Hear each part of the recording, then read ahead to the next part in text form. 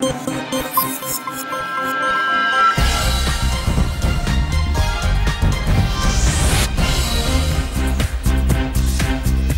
শর্ত আরোপ করে জনগণের অধিকার আদায়ে বাধা সৃষ্টি করা হলে দেশে আবারও রাজনৈতিক সংকট সৃষ্টি হবে বলে মন্তব্য করেছেন বিএনপির ভারপ্রাপ্ত চেয়ারম্যান তারেক রহমান। তিনি বলেন, দেশের রাজনৈতিক দলগুলোর মধ্যে দূরত্ব তৈরি হলে ফ্যাসিবাদের পুনর্বাসনের সুযোগ তৈরি হবে। ৪৫তম প্রতিষ্ঠা বার্ষিকী উপলক্ষে বাংলাদেশ চীনমৈত্রী আন্তর্জাতিক সম্মেলন কেন্দ্রে আলোচনা সভার আয়োজন করে জাতীয়তাবাদী স্বেচ্ছাসেবক দল। সেখানে প্রধান অতিথি হিসেবে লন্ডন থেকে ভার্চুয়ালি যোগ দেন দলের ভারপ্রাপ্ত চেয়ারম্যান তারেক রহমান। তিনি রাজনৈতিক দলগুলোর মধ্যে বিভিন্ন বিষয়ে বিভাজনের কথা উল্লেখ করে বলেন, এরকম বিভাজন দেশের জন্য ভালো ফল বয়ে আনবে না। এর ফলে ফ্যাসিবাদের ফিরে আসার সুযোগ তৈরি হবে। সংবিধান কিংবা বিধিবিধান দিয়ে ফ্যাসিবাদ ঠেকানো যায় না বলেও মন্তব্য করেন বিএনপির ভারপ্রাপ্ত চেয়ারম্যান।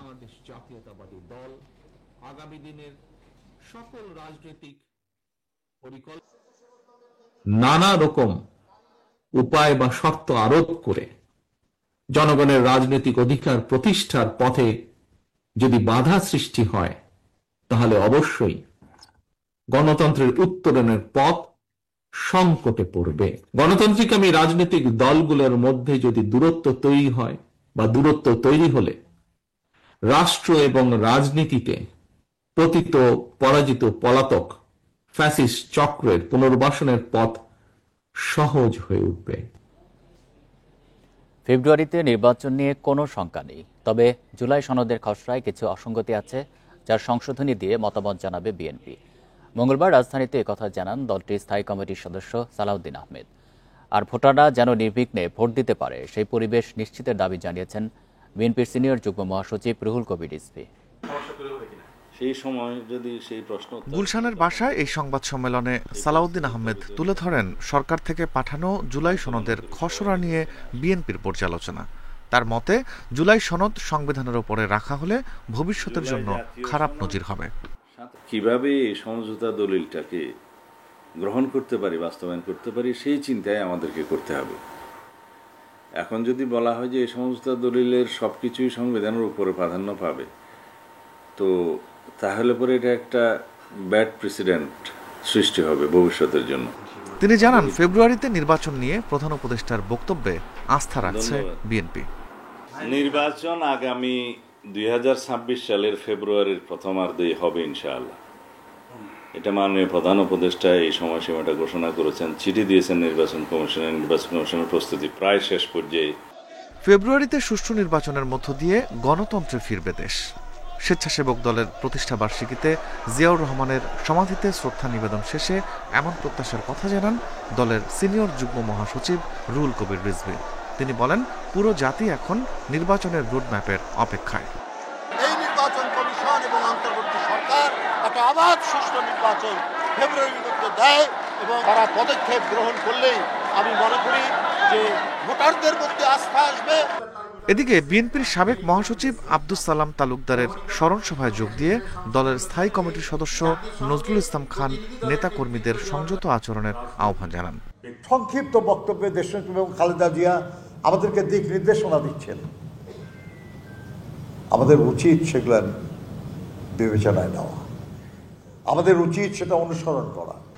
রাজধানীর ডিপ্লোমা ইঞ্জিনিয়ার্স ইনস্টিটিউশনে এই স্মরণ সভায় যোগ দেন প্রয়াত সালাম তালুকদারের মেয়ে সালিমা তালুকদার আরুনি সহ পরিবারের সদস্যরা। বারবার করে আব্বু বলছিলেন, আপনি কোনো চিন্তা করবেন না। Rifat Alam, independent news, Dhaka. ফেব্রুয়ারিতে নির্বাচন নিয়ে রাজনৈতিক দলগুলোর ভিন্ন মত রয়েছে। বিএনপি মনে করে ওই সময়ে সুষ্ঠু নির্বাচন সম্ভব। জামায়াতের মতে মৌলিক সংস্কার ও ফ্যাসিবাদের বিচার ছাড়া নির্বাচন হলে জুলাইয়ের গণ অভ্যুত্থানকে অসম্মান করা হবে। এদিকে এনসিপি চায় নির্ধারিত সময়ে অবাধ নির্বাচন, সঙ্গে জুলাই সনদ ও সংস্কারের নিশ্চয়তা।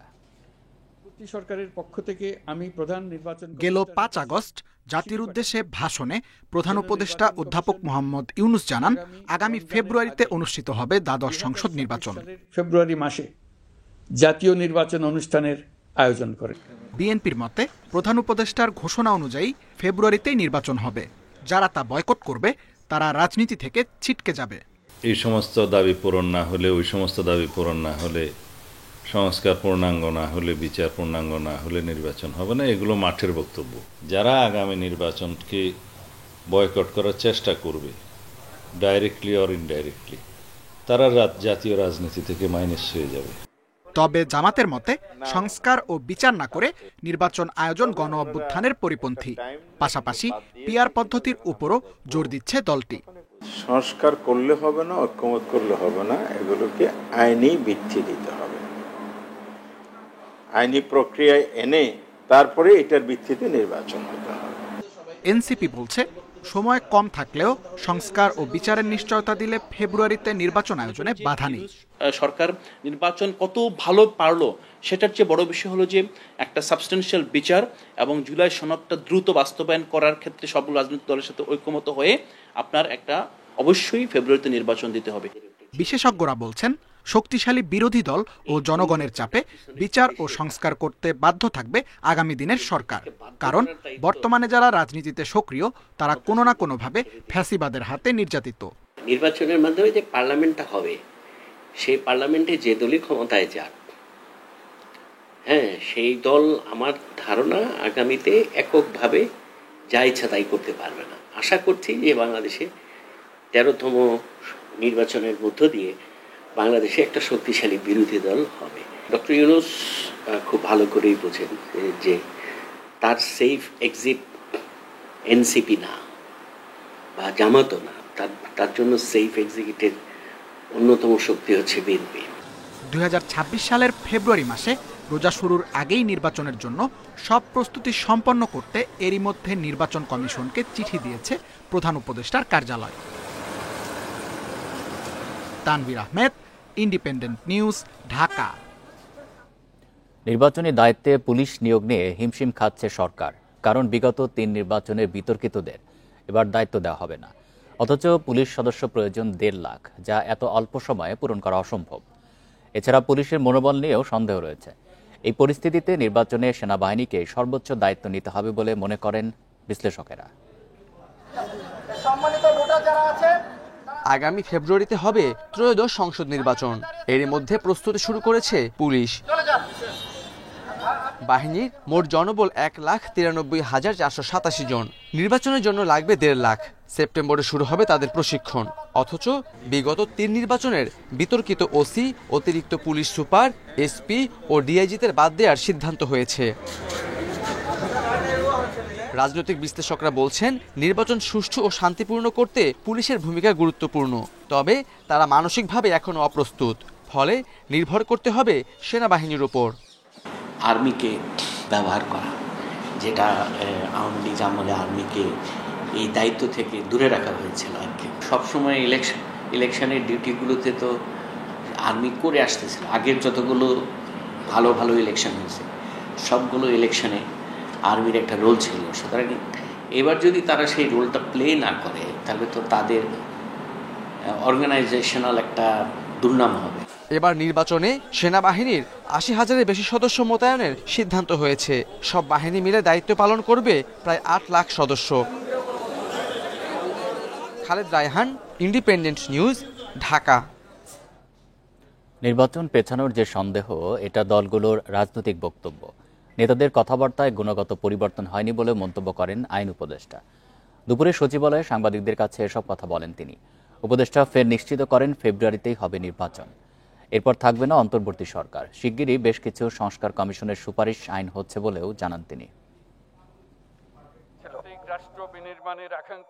5 আগস্ট প্রধান উপদেষ্টা ঘোষণা দেন ফেব্রুয়ারিতে হবে জাতীয় নির্বাচন। সে অনুযায়ী আগাচ্ছে সব, কিন্তু এনসিপি জামায়াতের কিছুটা আপত্তি রয়েছে। আগামী রমজানের আগে 2026 সালের ফেব্রুয়ারি মাসে জাতীয় নির্বাচন অনুষ্ঠানের আয়োজন করে। তবে উপদেষ্টারা নিশ্চিত করে যাচ্ছেন নির্বাচন পেছাবে না। নিশ্চিত করলেন আইন উপদেষ্টাও। তিনি বলেন ফেব্রুয়ারিতেই জাতীয় নির্বাচন, এরপর বিদায় নেবে অন্তর্বর্তী সরকার। নির্বাচন অনুষ্ঠানে সরকার দৃঢ় প্রতিজ্ঞ। সকল কিছুই আমাদের যত স্টেপস আছে সকল কিছু আমরা মাথার মধ্যে এটাই রাখছি যে ফেব্রুয়ারিতে নির্বাচন, আমরা ফেব্রুয়ারিতে চলে যাব। এখন রাজনৈতিক দল তো বিভিন্ন উদ্দেশ্যে বিভিন্ন কথা বলে এবং ওইটা তো একটা রাজনীতির প্রক্রিয়া। আপনারা তো এটা সবসময় দেখছেনই। এখন বাংলাদেশে যারা ট্র্যাডিশনালি যে সমস্ত রাজনৈতিক কথাবার্তা হতো এখনও ঠিক ওই রকমভাবেই কথাবার্তা হচ্ছে। কথাবার্তা খুব বেশি গুণগত পরিবর্তন হয় নাই। ফলে নির্বাচনের সময় নিয়ে কে কি বললো না বললো এটা আপনার রাজনৈতিক প্রক্রিয়ার অংশ হিসেবেই দেখবেন।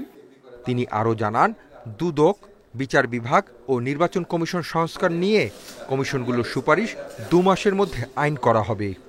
দুর্নীতি দমন কমিশন সংক্রান্ত আইন, বিচার বিভাগীয় সংস্কার কমিশনের আইন, নির্বাচন কমিশন সংস্কার কমিশন আইন, এগুলির মধ্যে যেগুলি আমাদের মন্ত্রণালয়ের পক্ষ থেকে করার কথা আর কি, আমার ধারণা আগামী 1-2 মাসের মধ্যে সব শেষ হয়ে যাবে। আইন সংস্কারের জন্য একজন আইনজীবী নিয়োগ দেওয়া হয়েছে বলেও জানান আইন উপদেষ্টা। সার্বক্ষণিক একজন কনসালটেন্ট হিসেবে কাজ করছেন। আজকে হাসিফ মাহমুদ শাহ, ইন্ডিপেন্ডেন্ট নিউজ, ঢাকা।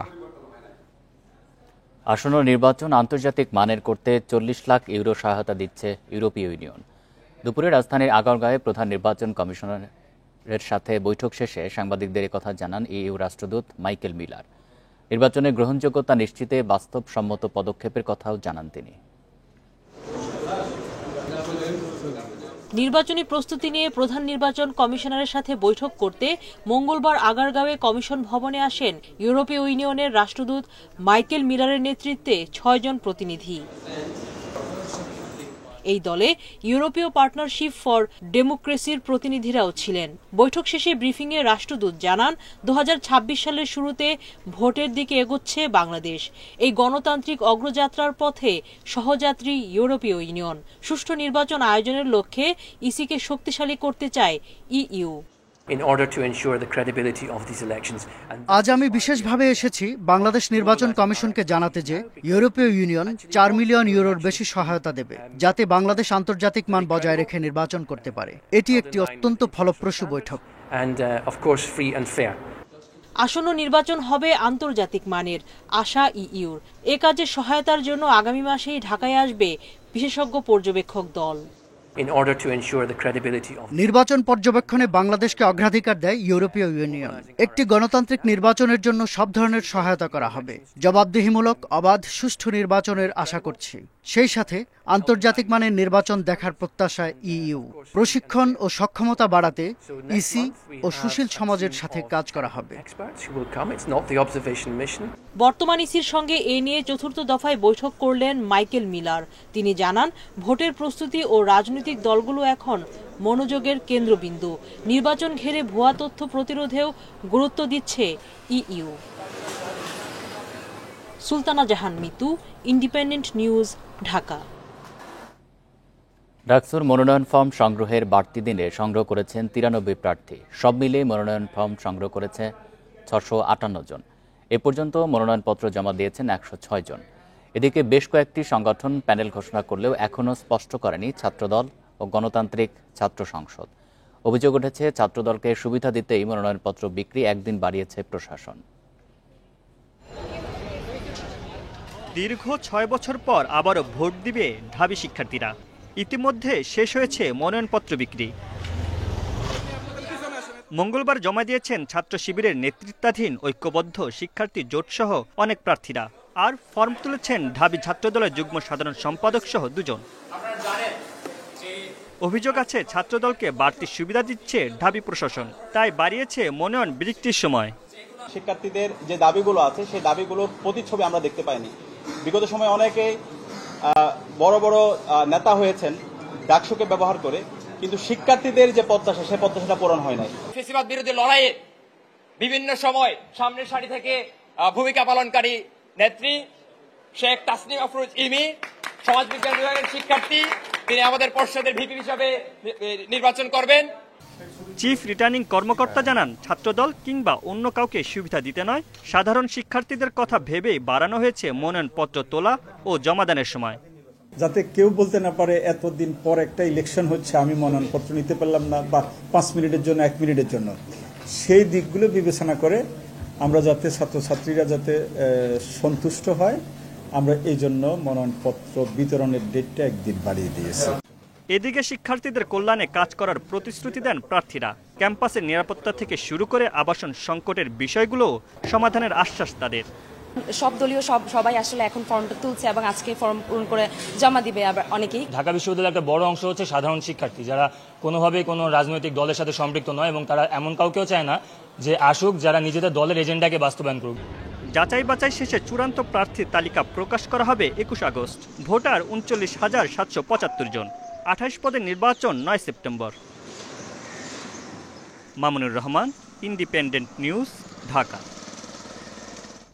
জুলাই আন্দোলন দমনে সরাসরি হত্যায় অংশ নেওয়া আসামির জামিনের প্রতিবাদ ও বিচারের কাঙ্ক্ষিত অগ্রগতি না হওয়ায় মানববন্ধন ও বিক্ষোভ করেছেন শহীদ পরিবারের সদস্যরা। এ সময় আইন উপদেষ্টা ও বিচারপতির পদত্যাগ দাবি করেন তারা। সকাল ১১টার দিকে জাতীয় প্রেস ক্লাবের সামনে কর্মসূচি পালন করেন তারা। এতে অংশ নেন আন্তর্জাতিক অপরাধ ট্রাইব্যুনালে শেখ হাসিনার বিরুদ্ধে সাক্ষীদাতারাও।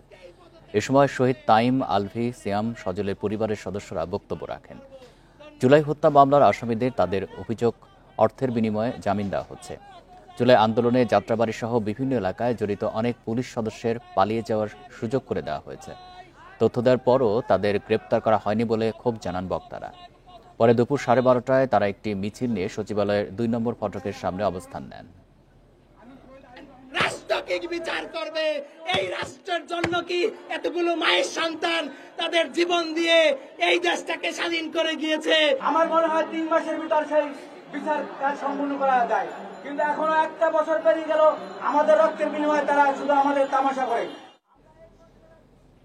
এবছর ডেঙ্গুর উচ্চ ঝুঁকিতে ঢাকার 2 সিটি কর্পোরেশন। উত্তর ও দক্ষিণ সিটির প্রায় সব ওয়ার্ডেই এডিসের ঘনত্ব মিলেছে 20-এর বেশি। কোনো কোনো ওয়ার্ডে এই ঘনত্ব 100। জাহাঙ্গীরনগর বিশ্ববিদ্যালয়ের গবেষণায় মিলেছে এই তথ্য। এডিস নিধনে বিশেষ কর্মসূচি নেয়ার কথা জানিয়েছে ঢাকা দক্ষিণ সিটি কর্পোরেশন। মশার প্রজনন হার জানতে ব্যবহার করা হয় ব্রুটো ইন্ডেক্স। এটি মূলত এডিস মশার লার্ভার ঘনত্ব নির্দেশ করে, যা থেকে ডেঙ্গুর ঝুঁকি বোঝা যায়। এরই মধ্যে এডিস মশার ঘনত্ব জানতে জরিপ করেছেন জাহাঙ্গীরনগর বিশ্ববিদ্যালয়ের গবেষকেরা। সেখানে দেখা গেছে ডেঙ্গুর উচ্চ ঝুঁকিতে ঢাকার 2 সিটি কর্পোরেশন। ব্রুটো ইন্ডেক্সে এখানে এডিসের ঘনত্ব মিলেছে 100 পর্যন্ত। ঢাকা উত্তর এবং দক্ষিণ সিটি কর্পোরেশনের প্রায় প্রতিটি ওয়ার্ডেই এখন এডিস মশার ঘনত্বের ইন্ডেক্স 20-এর উপরে আছে। কোনো কোনো জায়গাতে আমরা এই ইন্ডেক্স 100-র উপরেও পাচ্ছি। এই মুহূর্তে যে বৃষ্টিপাতগুলো হচ্ছে, এই বৃষ্টিপাতটা যখন বন্ধ হয়ে যাবে এই মাসের শেষের দিকে এবং আগামী মাসে এডিস মশার ঘনত্ব আরও বাড়বে এবং ডেঙ্গুর প্রকোপ বাড়ার ঝুঁকি আরও বেশি তৈরি হবে। তবে সব ওয়ার্ডেই এডিস নিধনে বিশেষ কর্মসূচি নেওয়ার কথা জানিয়েছে ঢাকার 2 সিটি কর্পোরেশন। ডিএনসিসি থেকে রোগী খুবই কম যদি আমরা বলে থাকি, কিন্তু আমরা এটাতে আত্মতৃপ্তি না করে ভবিষ্যতে যেন যদি বড় ডিজাস্টার হয় এটাকে মাথায় রেখে এটার মোকাবেলা করার জন্য কিন্তু আমাদের প্রস্তুতিগুলো চলছে। নির্মাণাধীন ভবন এগুলোতে অনেক সময় পানি জমে থাকে চৌবাচ্চায়, এখানে সেখানে। তো এখানে যাতে এরকম কোনো পানি জমে না থাকতে পারে সে বিষয়ে তারা মোবাইল কোড করতেছেন। এই কার্যক্রমগুলো, প্রশাসনিক কার্যক্রমগুলো আমাদের চলমান রয়েছে। বিশেষজ্ঞরা অ্যাপ্রিহেন্ড করতেই পারেন বা জনগণ তারা অ্যাপ্রিহেন্ড করতে পারেন। তো আমার মনে হয় না যে এটা আমরা নিয়ন্ত্রণে রাখতে পারবো বলে বা এটা ছড়িয়ে পড়বে এরকম আমার কাছে মনে হয়। স্বাস্থ্য অধিদপ্তরের তথ্য অনুযায়ী চলতি বছর ঢাকার 2 সিটির মধ্যে শুধুমাত্র ঢাকা দক্ষিণে ডেঙ্গু আক্রান্তের সংখ্যা 3778 জন। সবচেয়ে বেশি মৃত্যু হয়েছে এই সিটি কর্পোরেশনেই 48 জনের। Adilur Rahman, independent news, Dhaka. দেশের 61টি ব্যাংকের মধ্যে 18টির অবস্থায় নাজুক। ঝুঁকিভিত্তিক সম্পদ বেড়ে যাওয়ায় মূলধন পর্যাপ্ততাও কমে গেছে দক্ষিণ এশিয়ার দেশগুলোর মধ্যে, যা সবচেয়ে কম। বাংলাদেশ ব্যাংকের আর্থিক স্থিতিশীলতা প্রতিবেদনে উঠে এসেছে এসব তথ্য।